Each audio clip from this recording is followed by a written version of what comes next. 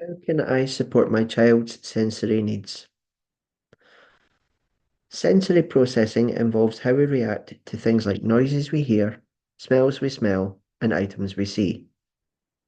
We have 8 senses altogether, and each of us uniquely experiences these. Some children, especially those who are neurodivergent, can struggle to stay regulated when their sensory system is not supported by the environment. This can make it difficult to participate in activities such as dressing, social activities, sleep, and schoolwork.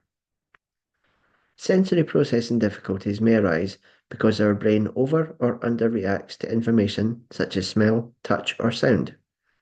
They can arise if the brain can't make sense of information coming into our senses. There has been considerable research looking at sensory processing in autistic children, and we know from this research that many autistic children have difficulties in sensory processing. We also now know from research that children with other neurodivergent conditions frequently show similar difficulties. A recent study showed that children with DCD, also known as dyspraxia, had processing difficulties across many sensory areas, including touch, hearing, and sight. These difficulties were associated with their motor coordination difficulties.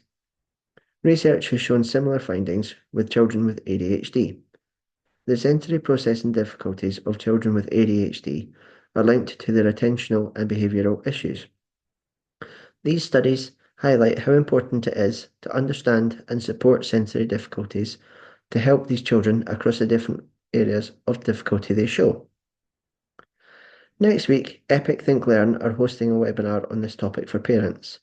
Beth Smithson, an occupational therapist based with Sensory Integration Education, will describe how children may struggle to stay regulated or participate in everyday activities when their sensory system is not supported by the environment.